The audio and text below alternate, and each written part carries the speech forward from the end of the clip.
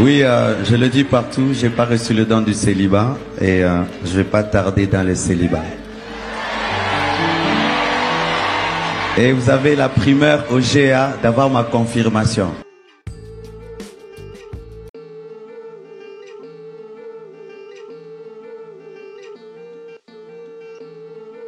Et des fois, dans l'église du Congo, on a des doctrines qui ne sont pas bibliques. Amen. Que Sokolinga qui motive ça à 5 ans. Malobana yo mokonde kangiyo. Yangonde pelisi moto. Moi et Maman Blanche, on s'est rencontrés et puis on s'est mariés après 5 ans. Je devais savoir où je mettais les pieds. Elle devait aussi le savoir.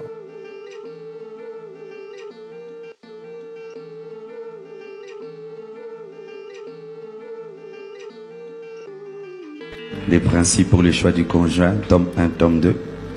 Ben, que Dieu t'aide à te remarier, Marcelo.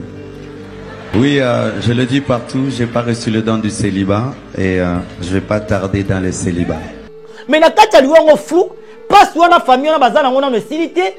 Bazo luka kaka ba yeba kufaki nani parce que eza toujours ba guerre. Ba yo kalisusu ke après une année seulement, OK ko se remarier.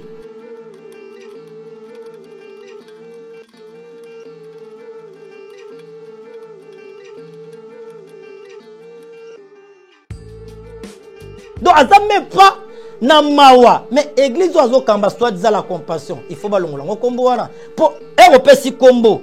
Et il faut yo moko za la exemplaire. Pasteur Marc, soit azaki dana moi soana. Au risque peut-être à rose à penazini. Au risque. Et bozo qui sabi so son. Donc 1-23. Donc yo balaka le 23 juillet.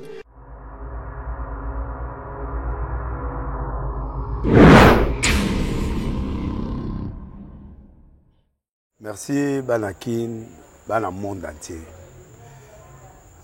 Merci bien-être. Sougala café, logo na mêlé logo mais logo est amabé. Il y a bien pour na panne technique mais ko sale la on ndenge amabé te sale la ngo pour na mama. A célibataire to lingi bino ate. So maka boma mukolo bala. Pourtant mzo ba produire ngo soute. Merci bien-être yango yo. Lukango benga ndekonanga alendele yé mutu ayebi esika ko fournir yo autant que tu veux $35 et belé na kati sobo melika moko de jour bien be moroïde banini tout ça bilialia vanda musala banini et réparer yo système ya break et réparer yo pe fonctionnement ya break de break donc et pe son fonctionnement ya bien. Tokomi ba Congolais toujours gagner ba match. On va défaite, pas de technique en plein match, c'est pas bon. Zongela et loko. Nana c'est éviter de dire surtout ba pasteur, boningo mela boyawa. Bo benga pena alendele na numéro na e pour bo benga pour bo loko. C'est important. Traitement poison anti-poison yango yo. Ne ba mususu meli yango avant okende obima. O mela ngo. Ça des jours à tabater le loco moi cuire mon corps c'est bon oyopé anti-poisson donc ce que ata izana kati et longolango alendele mikolo som nabité mindela ngo ba pese biloko ba udia po biloko ngo bendeza ya solo mikolo ba tchaka poisson à toi famille te à toi problème na mututé jalousie car donc ba produit ngwana ya anti-poisson oyopé anti-poisson donc benga alendele à partir na yi ayibindeni oya ozwango nzambe nanga pambola bino mi batela mboke komi biete bato bakomi na jalousie oyo tozo comprendre de souté bana mike bazo kufa mikolo bazo kufa baotiana bana bébé ba poisson donc toujours zala nanti na ndengana nga na ndako c'est bon que Dieu vous bénisse. Bien-aimé dans le Seigneur, maman, papa, de comment c'est tout mobali, Zambé a pambola bino bisika nyoso besoin bozolanda biso. Émission Nabino Bomesana Kolanda les Sentinelles. C'est votre humble serviteur prophète Gelor Kasai. Zambe Yalola a Pambolabino. Nalingaki Yambotoko tan émission Nabiso To Sambela. Seigneur Dieu d'Abraham, le Dieu d'Isaac, le Dieu de Jacob, le maître des temps et des circonstances. Nous te rendons grâce, nous te bénissons. Nous recommandons ces beaux moments entre tes mains. Sois avec nous, parle-nous. Car il est écrit dans ta parole, c'est poussé par le Saint-Esprit que les hommes ont parlé de la part de Dieu. Parle-nous, Seigneur, instruis-nous par ta parole. Dans le nom puissant de Jésus-Christ de Nazareth, j'ai ainsi prié. Amen. Bien-aimés, Zamba Pambola, qui émission Nabiso, les sentinelles. Les sentinelles, pourquoi bien-aimés dans le Seigneur? Selon Ézéchiel chapitre 3, le verset 17. Zamba Zolo, dans la Bible, j'ai été établi comme sentinelle. Donc, c'est-à-dire, sentinelle, nous sommes là pour nous veiller. Donc, c'est-à-dire, nous sommes là pour nous veiller. Tous les karatés pour nous tout kabato. Tous les karatés pour nous manquer batu du respect. Tous les kakaso qui li kambu ebimi na toi, ne biso tokoya na média, to lobela yango. Pourquoi? Parce que so li kambu ebimi na toi, c'est-à-dire ebimi monde entier. Ce qui est mabe tokoya poto zongisa yango na malamu. So ipeza malamu tokoya poto appuyer yango. Pourquoi? Parce que tango li kambu ebimaka na toi, ezana ba mutu na mutu a interprétaka na ndenge na ye. Donc c'est ça notre rôle. Donc état qui est sentinelle, un amoni li kambo ebimi na toi, na yesu ko pona lobela yango. Le lobi aimé dans le Seigneur, tozo lobela li kambo ya pasteur Marcelo. Donc thème na biso ezali, pasteur Marcelo veut se remarier après une année, il y a liwa ya mwasi na ye. Donc pasteur Marcelo lelo azobala après une année, il y a liwa ya mwasi na ye. Est-ce que ezama be to ezama lam? C'est ça la question. Parce que mutu na mutu azoko interpréter yango na ndenge na ye. Biso pe lokola sentinelle to yepe to pesa version na biso non seulement ya biso même na makomi ya Nzambe. C'est ça bien-aimé dans le Seigneur. Oui bien-aimé. Pasteur Marcelo Mwasi akufi que nous connaissons tous que son âme repose en paix, maman na biso Blanche oyo akufa. Pasteur Marcelo nous avait présenté Maman Blanche comme moi si Oyo Nzambe a pesakaye. Je me souviens il y a des vidéos dans net. Pasteur Marcelo a fait sa témoignage d'un bakutana na Maman Blanche. Azalaka na bureau, azo recevoir bateau état qu'un homme d'Indien nga yamba bateau. Atali na se ya porte. Amoni makolomoko pembe libanda. Nzambe yebisie voici ta femme. Wana l'histoire ndenga beta Maman Blanche azaki mwasi oyo Nzamba pesa ki abeti témoignage. Voici cette fois-ci l'os de mes os, la chair de ma chair. C'est-à-dire Nzamba pesa ka Maman Blanche pasteur Marcelo selon ma propos na moko. Et nous connaissons aussi l'histoire comment pasteur Marcelo presque, je dis presque à tous les prédications il parlait que de Maman Blanche. Blanche parce que il fit sa femme. Mais aujourd'hui, notre maman n'est plus en vie, que son âme repose en paix. Après seulement une année, une année, pasteur Marcelo Alingi a se remarié. Est-ce que Zamabe to Zamalam? Tokobanda na Bible. Après Tokoya la Mibeko Yamboka. Et Toko commenter ensemble avec vous. Selon la Bible,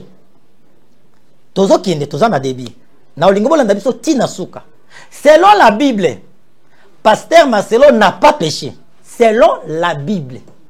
Et selon aussi la loi Yamboka, il n'a pas aussi péché. Donc c'est-à-dire, la loi ya Bible, pe la loi Yamboka, pasteur Marcelo a soumouté, ndenge alingi a se remarié après une année. Et ça, li soumouté. Parce que Bible et précisé date oyo sengi mobali abala après liwa ya mwasi na ye to date oyo sengi mwasi abala après liwa ya mobali. Bibliquement parlant, ezana verset biblique mon côté oyo pesi date fixe. Lisons d'abord la parole de Dieu, on revient encore.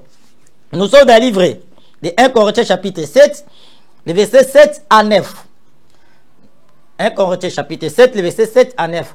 Nous lisons la parole de Dieu. La Bible dit ceci. Je voudrais que tous les hommes fissent comme moi. Mais chacun tient de Dieu un don particulier. L'un d'une manière, l'autre d'une autre. À ceux qui ne sont pas mariés et aux veuves, je dis qu'il leur est bon de rester comme moi.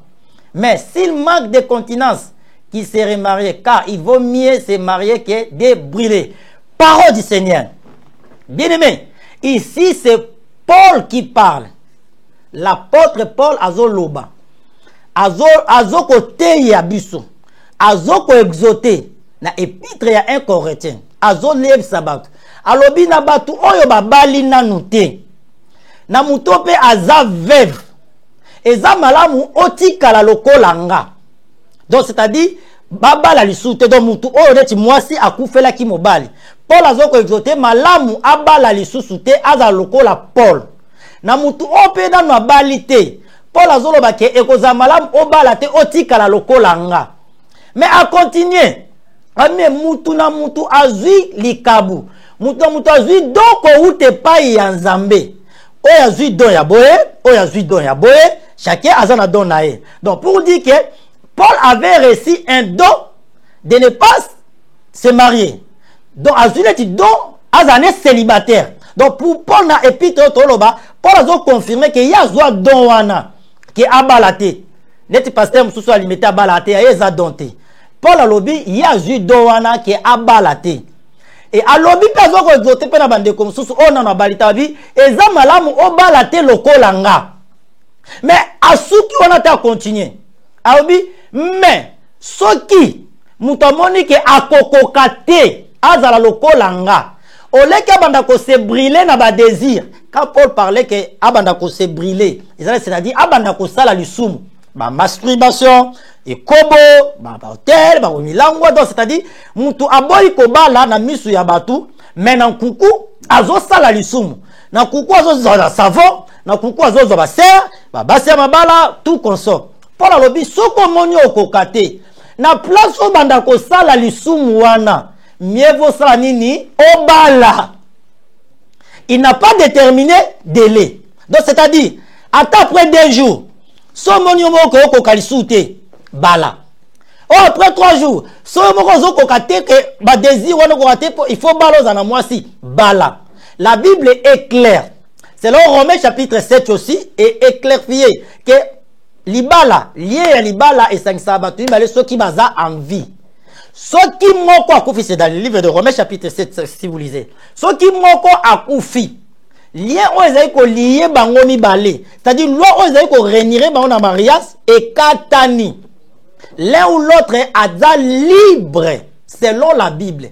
Donc c'est comme pasteur Marcelo, bibliquement parlant, comme Maman Blanche est déjà morte, pasteur Marcelo est libre de se remarier. Na moment où il y a lingi, soit boy azala a brûlé un désir abala. Selon la Bible, il n'a pas péché.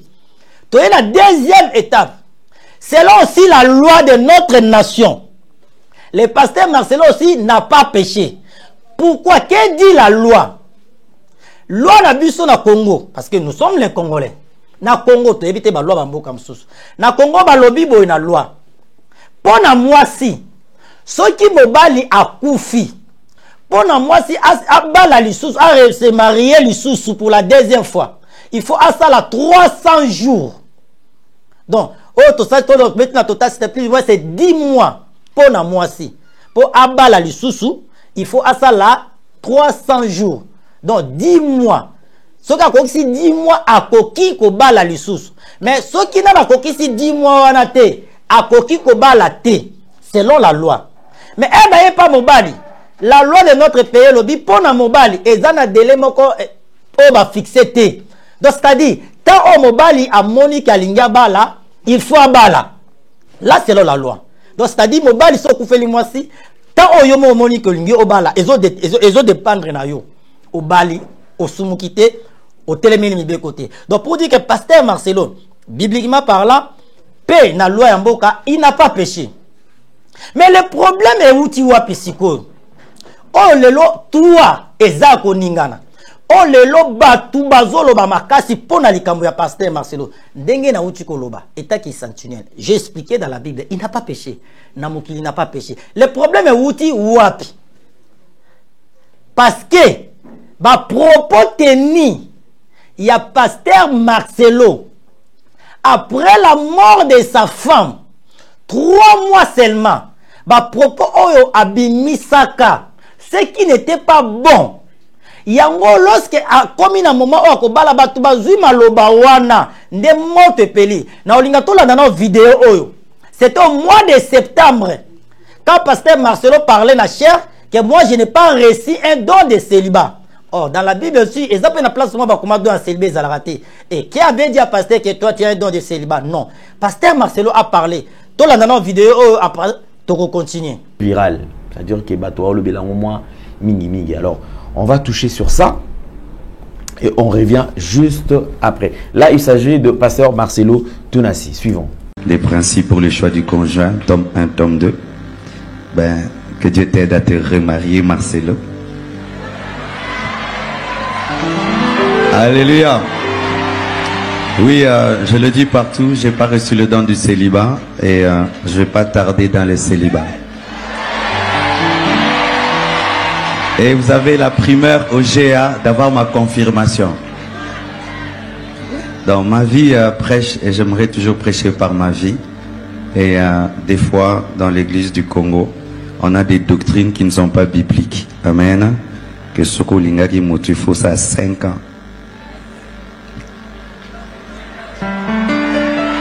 Alléluia. Nous allons chanter pour la gloire du Seigneur. Les principes pour le choix du conjoint, tome 1, tome 2. Ben, que Dieu t'aide à te remarier, Marcelo. Alléluia. Oui, je le dis partout, j'ai pas reçu le don du célibat et je vais pas tarder dans le célibat. Et vous avez la primeur au GA d'avoir ma confirmation. Dans ma vie, prêche, et j'aimerais toujours prêcher par ma vie. Et des fois, dans l'église du Congo, on a des doctrines qui ne sont pas bibliques. Amen. Que Soko Lingaki Moutufo, ça a 5 ans.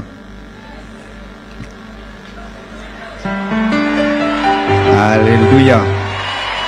Touti kolanda vidéo bisonyo sona bino. Wana vidéo wana to sala yango na papa Lendele au mois de septembre. Lorsque pasteur Marcelo Masina Koufaki après l'enterrement, azaki libanda ya mboka na Espagne. Ake congé. Ayeko zonga. Na se cause entre première prédication na ou bien deuxième. Na mois de septembre l'année passée 2024. Aleki na cher. Alors que moi je n'ai pas reçu un don de célibat. À ça, que Blanche est partie, moi j'ai resté. C'est normal. Blanche est partie, son histoire est sili. Mais ma bezanine, lorsque Parcel Marcelo a loba ke lokoana, nous aussi, étant que les hommes de Dieu, étant que sentinelles, tout le monde a propos wana bien été. Prévané et salaka scandale.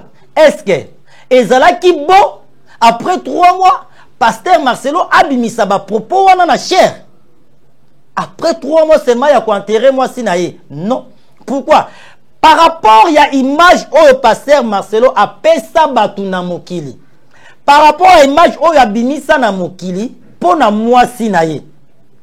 Pasteur Marcelo a fait 18 ans de mariage avec sa femme. Et moi ça koufi. 3 mois seulement obimisi ba propos ya boy. Ce qui montrait, c'est comme si, pendant que moi, si nous avons fait en vie, pasteur Marcelo a déjà dans la relation moussous. Azaki dans la base moussous, autant moi, si moussous a vivre, Azaki déjà préparer moral et abattre. Parce que sans cela, après 3 mois, et vous avez les médias, vous avez la chair, bana ba koli déjà ba oyoka ba propos wana. Belle famille ba oyoka yango ba fidèle ba oyoka yango réaction ba ngo za ndenge nini prévané na ba réaction na maloba na il y avait des femmes au ba rejet ça qui et ça qui maloba moko za qui biété donc ce qui montrait noir et blanc pasteur Marcelo akoye koko sabisote to abala mikete et zo la sadia ki azalaki soit na relation moko déjà et annonça qui pour préparer déjà mitema ya bato pour que tango salama bato baloba ki alobaka déjà que azala do ya célibataire. Donc asala ki mayele moko ya satana, la rise. Donc on est à rise. On va dire place problème ça. Donc c'est-à-dire pour n'attendre azala problème mais maloba o ya lobaka et rattraper yé moko. Yango moi la Bible dit la bouche qui parle beaucoup ne manque pas de péché. Lui-même pasteur Marcelo, il y a aussi des vidéos. Aloba yango tango appelle sa témoignage à hauteur. Alobi pour na robala il faut qu'on soit ta fiançailles il y a 5 ans. Ngana maman Blanche, to sala 5 ans ya fiançailles. Donc ma fiançailles ba une année de baba 1 mois 6 mois, 7 mois, ils ont faux fiançailles. Il faut 5 ans pour ozo ataya koyeba moi si ozo bala. C'est pourquoi ne faites pas des fiançailles d'1 mois, 2 mois, 6 mois, 7 mois, 1 année, 2 ans, 3 ans. Moi et Maman Blanche, on s'est rencontrés et puis on s'est mariés après 5 ans. Je devais savoir où je mettais les pieds. Elle devait aussi le savoir. Bah, je ne vous dis pas de faire 5 ans, c'est beaucoup aussi. Mais ne faites pas des fiançailles qui ne vous permettent pas de connaître avec qui vous vous mariez. Et si même tu es fiancé, si tu n'es pas sûr de connaître avec qui tu te maries, ne t'engage pas. Tu ne sais pas dans quoi tu t'embarques.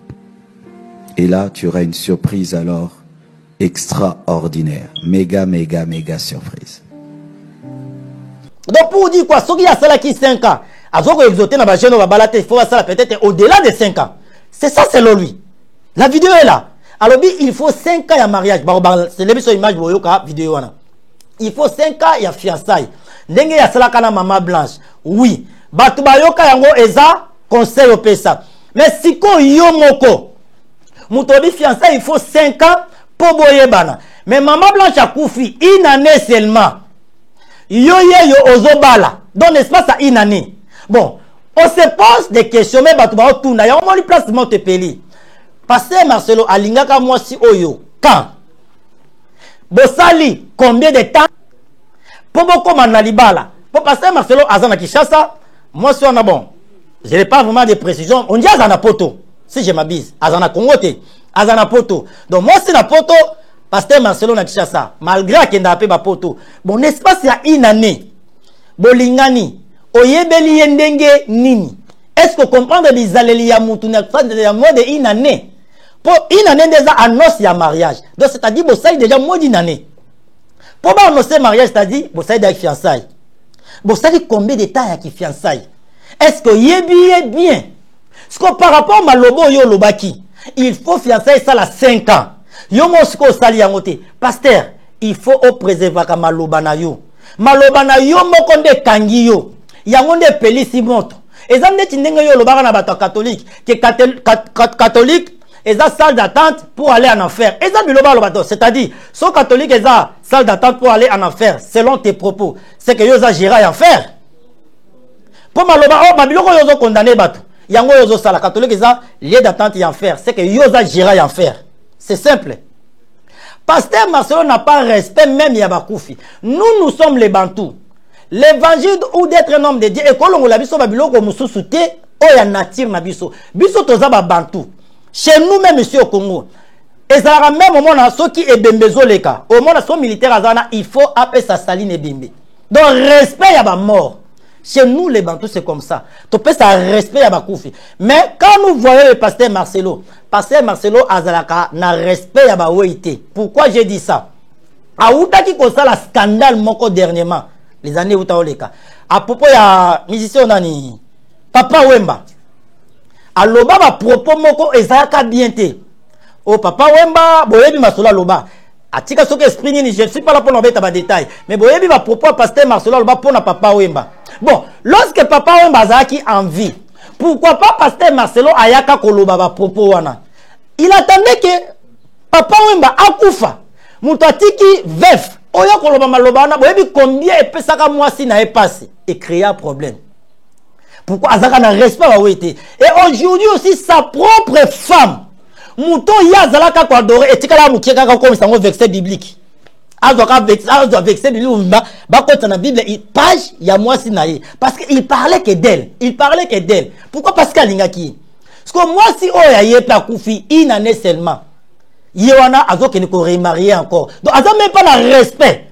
Donc azam même pas na mawa mais église ozo kamba soit disant la compassion il faut balongola ngo kombo wana pour europési kombo et il faut yo moko za la exemplaire to lo bana to boy bana bakoli pota ezana no mubeso bana po bakoli da ba yebi mabena malamu siko n'est pas ça une année yo ke bala passion na siko pas bana wana deuxièmement famille wana belle famille parce que boboti déjà bana lien wana ezali muto okata ngwa zate na moins d'une année Olingo qui ne peut remarier. C'est que famille wana. Dédé. Parce que jusque là, to landa même à propos à famille à moi sinae. Batika la ozo suite favorable ya liwa ya mwana na bangote. Parce que c'est que nous, on connaît. Ceux qui ont bali mwana bato, ceux qui ont fait un hôpital, moi aussi. C'est-à-dire, certificat de décès. Donc, c'est-à-dire, nakoya nango amoni mwana na bino dozalaki na ye. Azawabelo moni malade, azawabela boyeboyebo tokena na hôpital. Tala diagnostic ebimaki boyeboyebo parce que minga ba koma nyonso na fiche.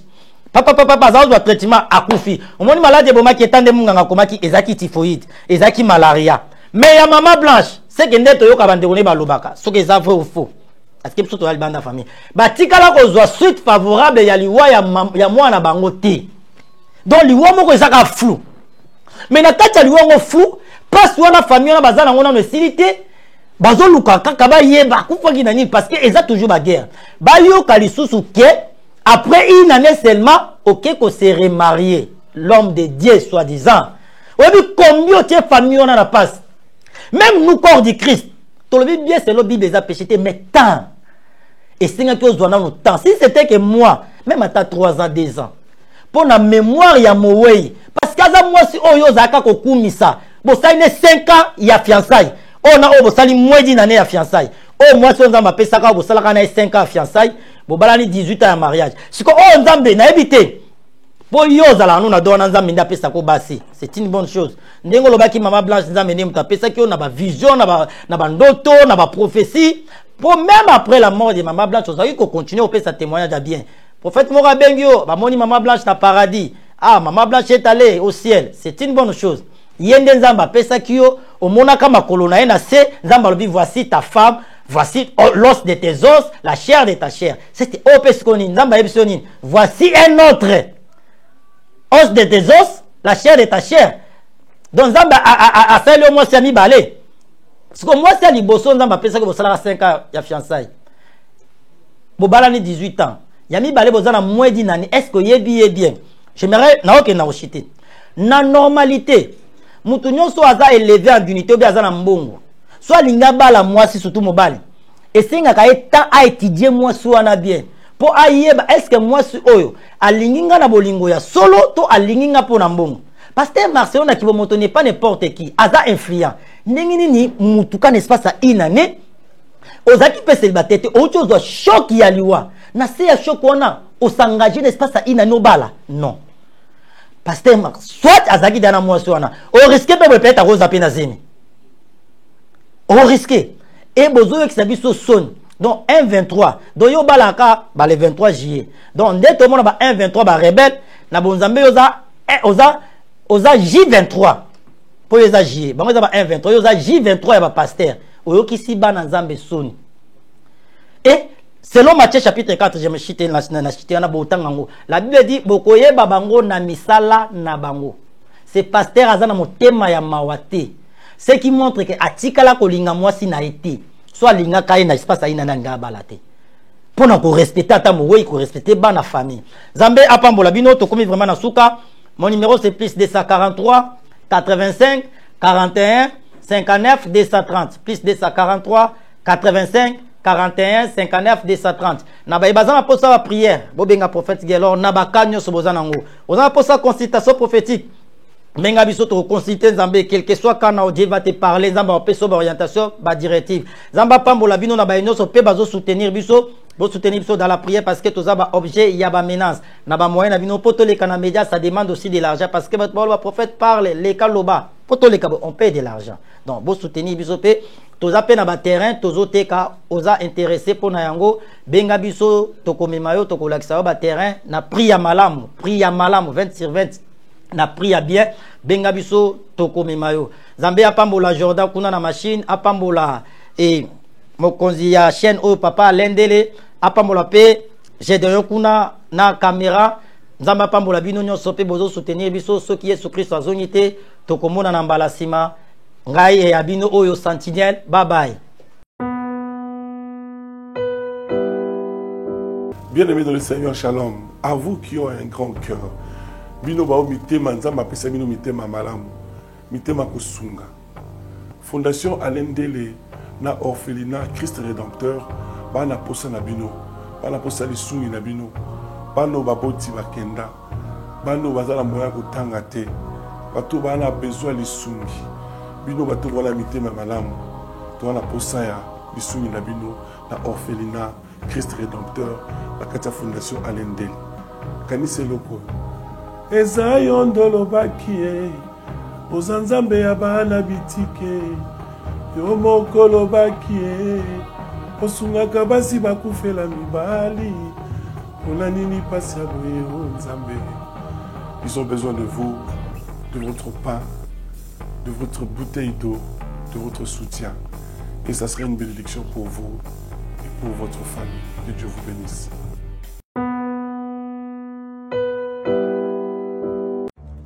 Dans les soucis de vous informer, divertir et vous former, Nouvelle Tendance, votre chaîne, met à votre disposition des applications, radio et télévision. Comment installer? C'est simple.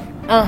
Rendez-vous sur Play Store ou App Store. Tapez TVNT pour la télévision et RNTFM pour la radio. Pour répondre à vos préoccupations, contactez les bureaux. Merci pour votre acte de bienveillance. C'est compliqué. En fait, Abraham...